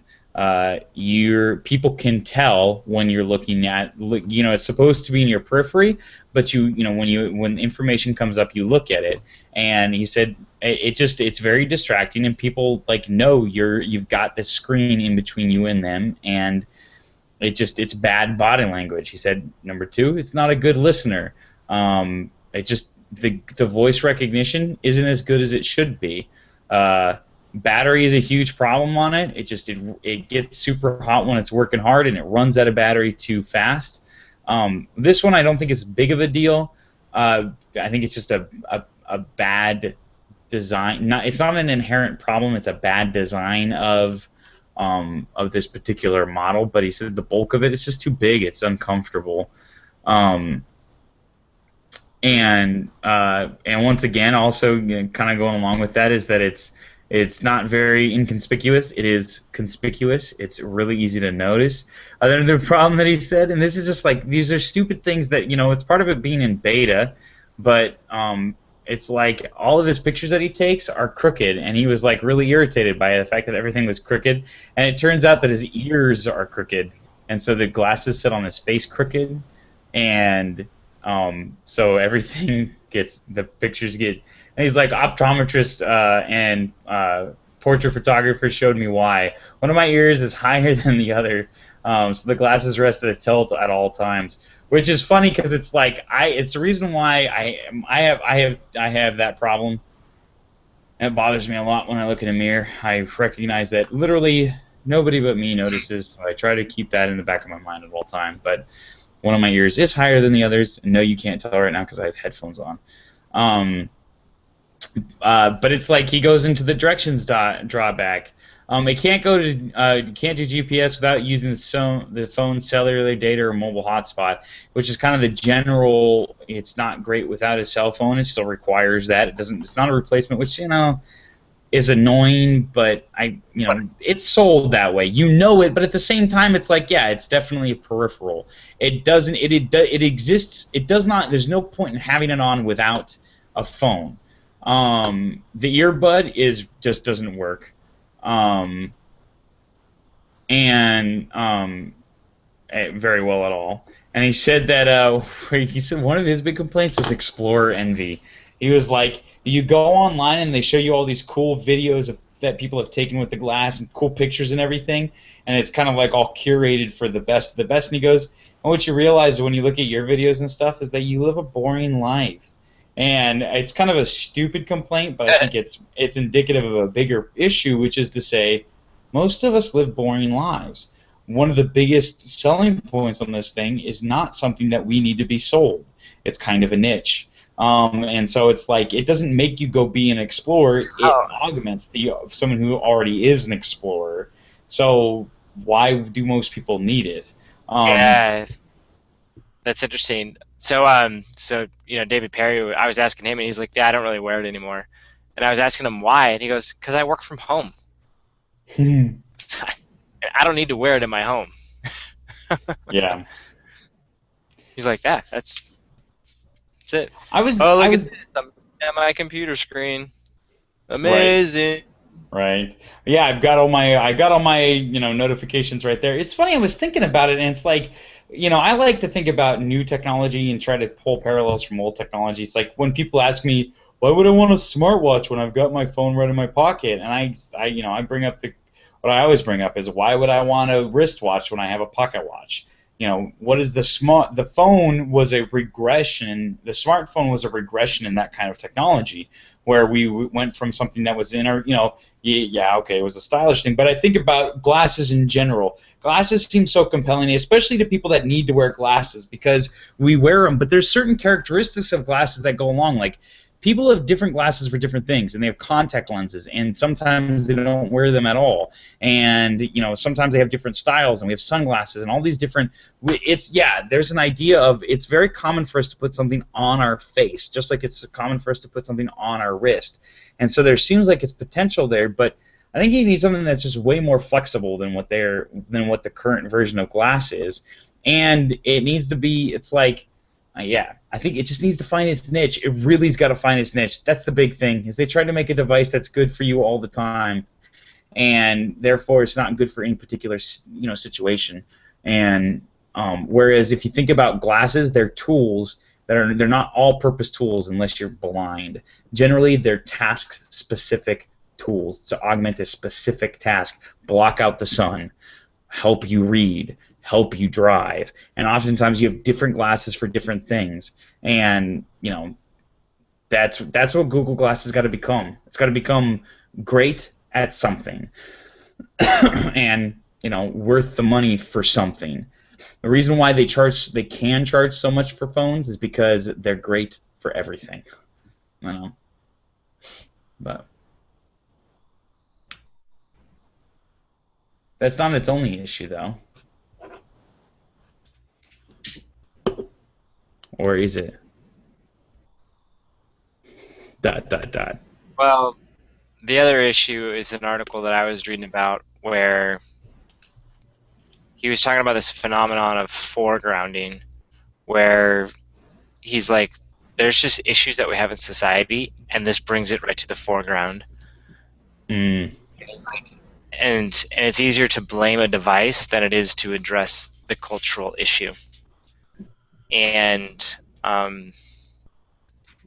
he was talking about, like, for example, one concern is distracted driving. He's like, that happens, but this makes it really obvious that you're probably that you're distracted, or could be, Right. He was talking about people taking photographs without consent. It's like, that happens. This just suddenly makes it a whole lot easier and literally in your face about that. There's concerns that you're what do you call it? You're joining Google's data gobbling army. We all have fears that Google's aggregating and collecting a whole bunch of data about us, and this one you go, man, they must be now. Those are just some examples that he had of, like, these are cultural concerns and privacy concerns that we have, and this device just literally puts that right in front of all of us, and we don't want to deal with those. We want those issues to stay in the background, and that just brings them all right to the foreground, and that makes us uncomfortable, and we don't like that. And it's easier to say, get rid of the device, than, hey, you know what, we have some very bad habits and some poor behavior that we need to address. His thing was like, until you address some of those bigger issues, this will remain as a problem.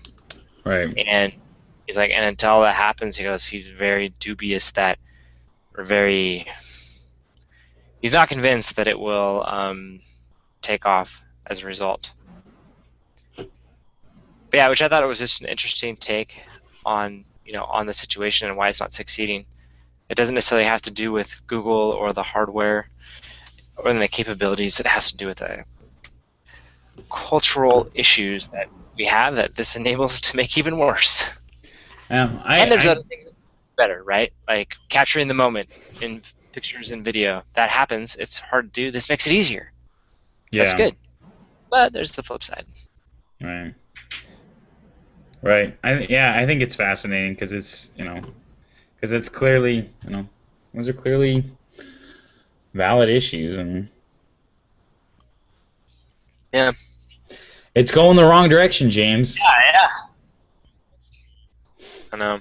There's a bunch of techno Which is a geeks that shame. were excited about it. I don't have $1,500, but at the right price point, I'd be interested. I know. Wouldn't we all? Wouldn't we all? But But that's okay. Google's still valuable, right? oh yeah, they're still crazy valuable because they're still perceived as very innovative. So this week there was a big study released about the value of a brand. What's in a name? Is a rose by any other name? Why are you not loading? Um, Come on, you've got all the information I want. Stupid article. Um, okay, it's hung up. Whatever. I'll do it by memory because I'm like that.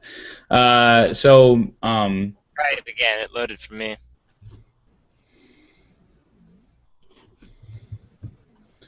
Let's see here. Okay, that's a good sign. My What's in internet's a still name? working. Brand There we power, go. brand value. That's important. So, yeah, Apple dethroned by Google as a world error. Thank you very much. Um, So research company Millard Brown has decided that this is true. Google is the most valuable brand in the world, which means Apple is no longer. And when research companies, what am I saying? Looking at the research results, the evidence is quite painful. Apple's brand value has diminished by 20% to a mere $148 billion. Meanwhile, Google's has soared by a fulsome 40%. To 159 billion, and which is kind of I don't know. It's crazy. This is what does that even mean? But really and truly, what this is kind of a stupid study, and I've always thought it was kind of dumb. And everybody who wins always trumps it up as the most important thing. And what's even dumber about that is that when people say whoever wins, they're talking about like some other company that they're not a part of, like, oh yeah, we won, Google won. You're like, you don't work for Google, you just have an Android phone. um, but uh, but what it is indicative of, what it actually does show, is just the general perception of the two companies, which is to say that they're close in value, in perceived value. How important are they? How innovative are they? How much money are they worth? How much are they doing for society? Blah, blah, blah. Which I think that value is relatively accurate, right? It's 149 billion is the number that they're throwing around versus 148 versus 159. Which, if you're talking about that kind of money, is pennies, right? It's like, it's less than, what is that, like 7% difference? I mean, it's just not much. But I think what's so it's what are the words I'm looking for here? But the big thing that they said is that the reason why Google's brand is as valuable as it is because they're really they're really pushing the innovation thing, and it's the whole self-driving cars, the glasses, the whole balloon, their Project Loom. It's all those like Google Labs things that they're doing, that they're really putting out there, and which are just by and large they're big computer science projects. They're literally, and when I say computer science, I don't mean that in the term that a lot of people mean. It is like Google, or computer engineering. I mean like it is the science of computation. They are doing research to add to the human knowledge of computation, and as and obviously, hopefully, you will use that in combination with computer engineering to build some sort of a viable product. But that's not the point of it, and it's adding to a lot of value, to a lot of perceived value to the company, on top of buying really cool companies and some of the other projects that they're doing, like Google Fiber and stuff. They just got their fingers in a lot, and it looks great for them. And the problem in the areas where there is a problem, and it's funny. The biggest complaint that they have is like the whole Google Plus YouTube integration, where it's they're getting a little bit too heavy-handed with the whole we know everything about you, and they, but um, when you've got these two different, when you've got, whereas Apple, on the other hand, is perceived to have not done anything lately. The biggest, greatest innovation that they've had in the last year was the MacBook, or the Mac Pro, which, yeah, it's pretty awesome. It's pretty incredible as a consumer, desktop computer. But it just doesn't mean a lot to anybody. It's as a general perceived value of the brand, it's like they got the iPhone that's too small. They got the iPad that's too expensive. They got the iMacs, which are too expensive. They got the Mac Pro, which most people don't even understand why that's important. They got the Apple TV that's a lot bigger than the Chromecast. Stuff like that. Whereas Google's got all these different projects they're working on. And so from kind of, and the next month or two probably won't help a lot of this as we go into WWDC and then into Google I/O. WWDC is going to be focused on real practical, building new operating systems and how do you work with these new operating systems. And unless Apple really impresses people with a great new something, I really don't, as excited as I personally am for the Apple TV because having the SDK and hopeful that that's what they come out with.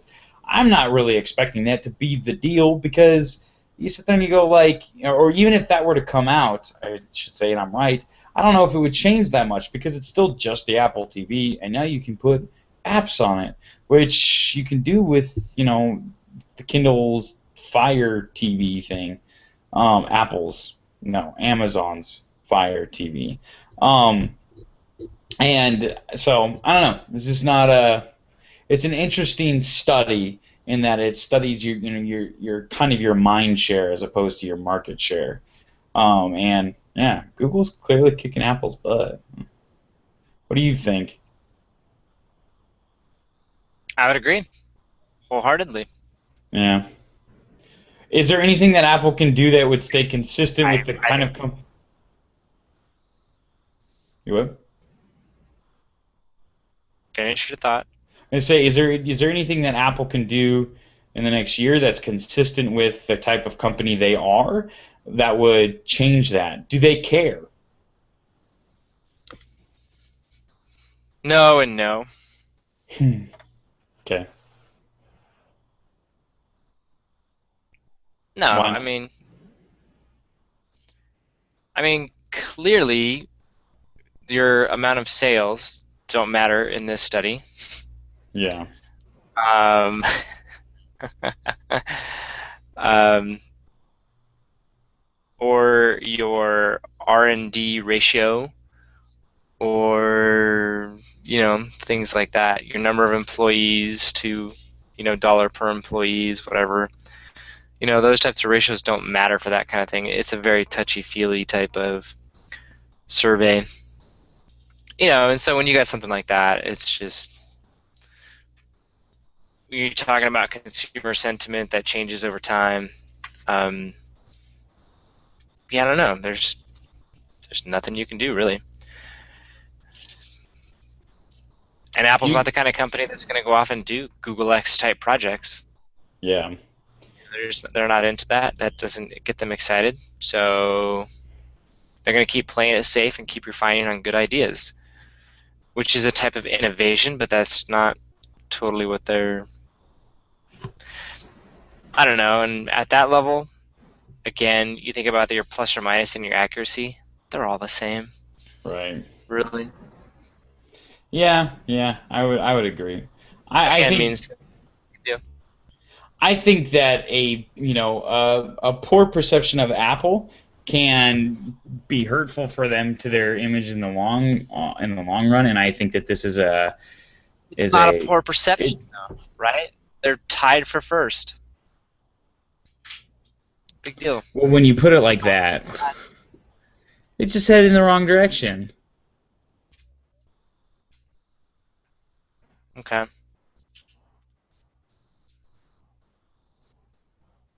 But yeah, I don't know. It's less they're headed in the wrong direction, more Google's headed in the right direction.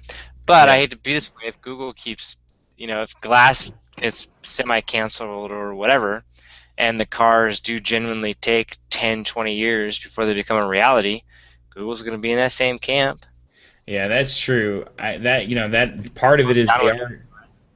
they're enjoying a bump from the Google Labs being new in the last year or two. And these new projects, the longer these projects take to take off, they eventually become the jetpack. When was I supposed to give? Wasn't I supposed to give my jetpack 10 years ago? And it just becomes a joke at some point. These projects, these moonshots. And right now, it's great PR, but if you actually want to get, because they have one of two choices, right? They can either keep coming up with new exciting projects and never putting in the long, hard drudgery of actually turning them into reasonable projects, in which case they get the what's the word I'm looking for? The reputation of all Google Lab projects are stupid and useless and nobody should pay attention to them, and they're just they're ripe for ridicule. Or they stick with the project, they keep going through that, and they're not exciting. Everybody totally gets it, understands it, and is bored of it. In which case, it's a different type but similar reputation of well, it's just never going to come along, because the problem is that these things are difficult, and if you push them out too soon, it's too little too soon, and if you wait too long, it's a different perception issue. And it will almost, these sorts of things almost always, they push out products with these huge research things are almost always push out too little too soon, because anytime you do something new, as someone who's developing it, you value the small things way more because you know how hard it was. Whereas if you're not really intimate with it, you don't appreciate how hard it is just to do the small things, and so you're not as impressed. And even though it is a lot and it came too late, it feels like too little too soon, which is what Google Glass is suffering from a little bit right now, I think. But yeah, long term, the Google Labs, I think, could hurt their image more than, or hurt it as much as it helps it, rather. Yeah. But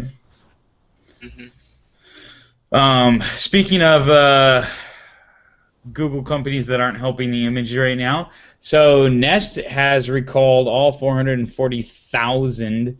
Nest, a subsidiary of Google, all 440,000 Protect smoke alarms.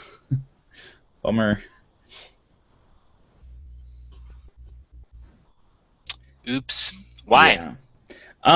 So I don't know if you remember us talking about this a month or two ago, but the issue stems from something. So basically, what had happened was they had this issue where you could wave if the alarm was going off, you could wave to the smoke detector and it would turn off. The problem was that people were not waving at it, and it was still picking up that it was waving it, and it was deactivating them, and so they weren't sensing smoke. So I'll just read a little bit of this. After realizing some of the gesture controls were poorly thought out, the company has issued a recall through the U.S. Consumer Product Safety Commission. That means that anyone who bought a Nest product, Protect, can get a return the device rather than trust the software update. The issue stems from something that sounds like a great idea. If the alarm is making noise, you can wave your hand in front of the unit to silence it. Neat, except this is a smoke alarm, and waving your hands is what you do if there's smoke. Waving around and wafting around, and you want to continue breathing. Nest's follow-up testing after the Protect was released showed the alarm could be accidentally silenced in this situation. And yeah, so they're trying to push out a software update to basically turn off the gesture controls, and it's still working, but everyone has, however, not everyone has a Nest Online, so the device out there might be in the wild have this same gesture. So basically, they're saying if you've got it connected to the internet, we'll do a software upgrade, we'll do a firmware update over the air, and we'll basically turn this off. But if you don't have it connected to the internet, just go and take it down and bring it into your local Home Depot, and we'll we'll get you a new one. Which, I'm sure they'll take and they'll refurbish and they'll put them back in a box, and it's not going to be that big of a deal. But man, oh man, that is just, thank goodness Google bought them, because that could be terrible for them. That could just be terrible for the company right now. Young company, second product. That's the sort of thing that Google can buoy its way through pretty easily, but yeah. So come on, Nest. Yeah. And then finally, it's kind of keeping with the theme of new technology pushing forward and long-term investments. California has officially announced that it will start granting licenses for autonomous vehicles. So the terms of the license pretty simple. You what? That's exciting. It is. It really is. Because it's a big question. We've got these cars driving around on our freeways all around here, and technically nobody's driving them. What are we supposed to do? Who's at fault if something goes wrong? And so, it's a really fascinating question. Just like, what are you supposed to do? How would you license this sort of thing? Well, since this is all R&D on the actual roads, California has come up with a temporary stopgap for the whole thing.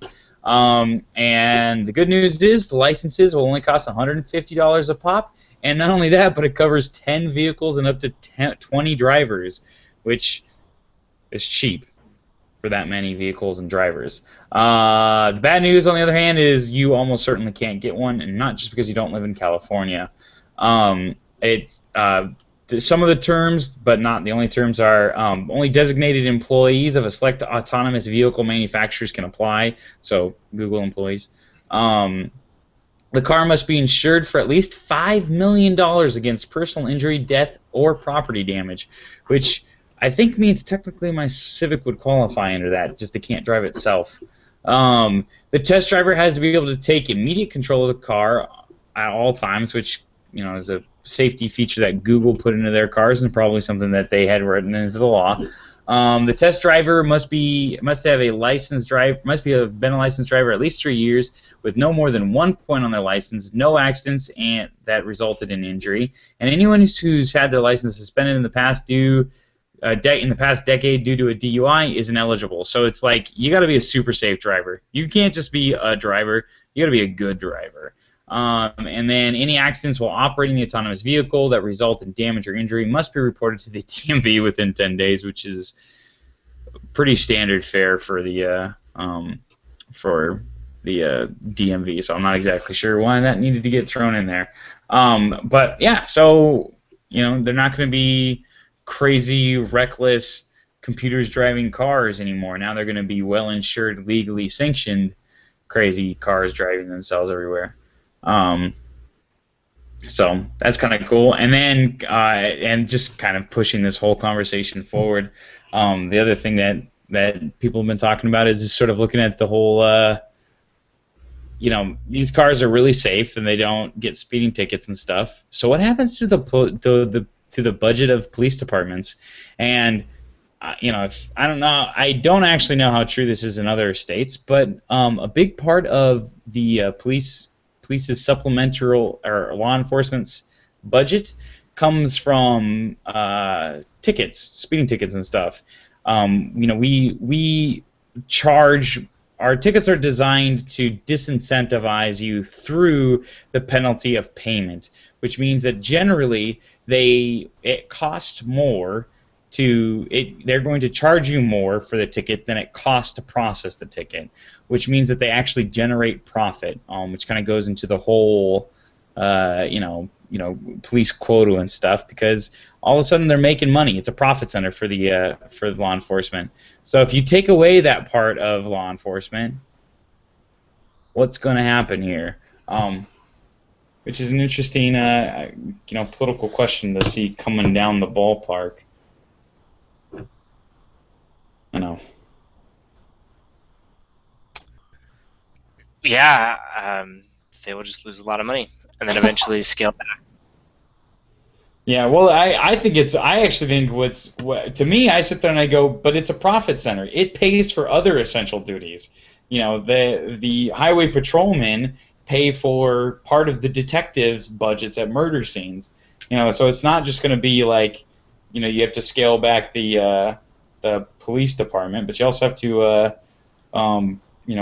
re-up the budget, or the highway patrolmen. You don't have to What just. they'll do, right? They'll just. It's easy. You add an autonomous tax, estimate the amount of revenue they earn from a driver, revenue per driver each year. Just add it to an autonomous tax because you assume you won't be pulled over. Done. That's a good point. Well, you kind of took the joy out of that one. Or you convert more of your tax revenue from you add it to your gasoline tax, and instead of just all of it going to roads, some of it goes to law enforcement as well. Yeah, yeah, that makes sense. You're right. That's probably the best way to do this. Place around it. Combination of the two. That way the Tesla owners don't get totally scot-free. Right, yeah. Though Elon Musk would love that. He'd be like, yes, please. Yeah, yeah. More reason to prove Yeah. why we're awesome. That's funny. I kind of felt like this was a Apple versus Google show this week. It was, yeah. Well, Dash and Microsoft thrown in the middle there. Right? Yeah. Which was It was Microsoft versus Apple. all right. It's funny. I love it. That's all right. That's okay. You gotta have those shows sometimes. Hey man, it's the corporate drama. This is the corporate soap opera. That's what we're all about.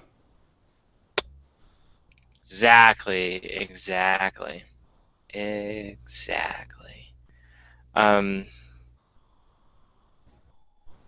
was gonna say something. Totally forgot. Oh well. No big deal. Oh, I remember now. Happy Memorial Weekend, man. Yeah, you too, man. Don't work too hard tomorrow, okay? Actually, take a break. I will. Don't worry. You have any fun plans, or are you just gonna work? I don't know. Kind of depends on how much I work tomorrow. I might work for just half the day, and then I might go to a barbecue after that, or I might work the whole day and then not do anything after that. So we'll see. We'll see. I don't mind too much. There are possibilities there. Yeah, no, right. All right. Cool. All right, buddy. Thanks. Everybody else, thank you for joining us. I am James Furlo, and my memorable brother is Matthew Furlo, and so we will talk next time.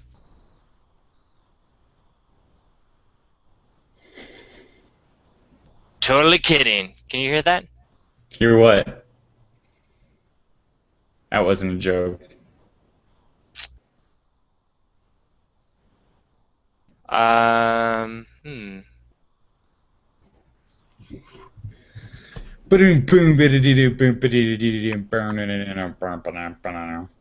All right, let's try this one more time. okay. I think I must have paused it or something. Anyways, we will talk next time. Are you kidding me? Oh well. Whatever. Do we just say bye now? Can't explain that. Alright. Bye now. Bye for reals.